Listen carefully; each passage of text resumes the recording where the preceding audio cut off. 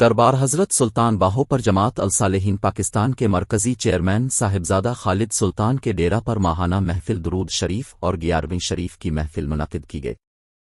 ہمارے نمائندے غلام شبیر میو کی رپورٹ کے مطابق درود شریف کی اس محفل میں جماعت الصالحین کے ضلعی صدر ملک غلام جیلانی نے مہمان خصوصی کے طور پر شرکت کی، جس میں دور دراز سے آئے مریدین نے شرکت کی۔ اس موقع پر شاید منصور ملنگی اور دیگر نعت خواں حضرات نے حضور رسالت مآب کی بارگاہ گلہائے عقیدت پیش کیے۔ درود شریف کی یہ محفل ہر اسلامی مہینے کی 10 تاریخ کو منعقد کی جاتی ہے۔ بعد میں صاحبزادہ غلام میرا کے مزار پر چادر چڑھائی گئی۔ احمد پور سیال گزشتہ روز مقامی ریسٹورنٹ پر پریس کلب احمد پور سیال کے زیر اہتمام 12 ربیع الاول میلاد النبی کے حوالے سے ایک پروگرام کا انعقاد کیا گیا۔ مزید ہمارے نمائندے محمد عرفان ہرپل ہمارے ساتھ موجود ہیں، تفصیلات ان سے جانتے ہیں۔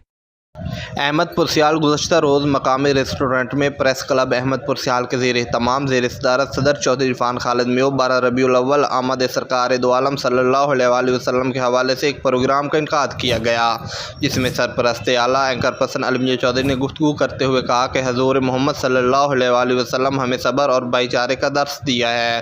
چیئرمین محمد عرفان ہرپل نے کہا کہ آخری نبی حضرت محمد صلی اللہ علیہ وآلہ وسلم کی زندگی کے طور طریقے پر عمل پیرا ہو کر اپنی دنیا و آخرت سنواریں۔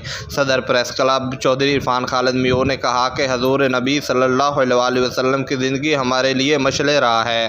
General secretary mister Ghulam Shabbir نے کہا کہ حضور صلی اللہ علیہ وآلہ وسلم نے کفر و شرک کا خاتمہ کر کے انسانیت کو جینے کا ڈھنگ سکھایا۔ Convener press club Chaudhry Qasim Meo نے کہا کہ حضور محمد صلی اللہ علیہ وآلہ وسلم ہمارے آخری نبی ہیں، ان کے بعد کوئی نبی نہیں آئے گا۔ اس موقع پر تجزیہ نگار سینئر صحافی امجد خان ڈول، محمد عرفان سربانہ سیال، اظہر چاند بھی موجود تھے۔ پروگرام کے آخر میں پاکستان کی قومی سلامتی کے لیے خصوصی دعا بھی کی گئی۔ کیمرہ مین ٹیم کے ساتھ محمد عرفان ہرپل، احمد پور سیال۔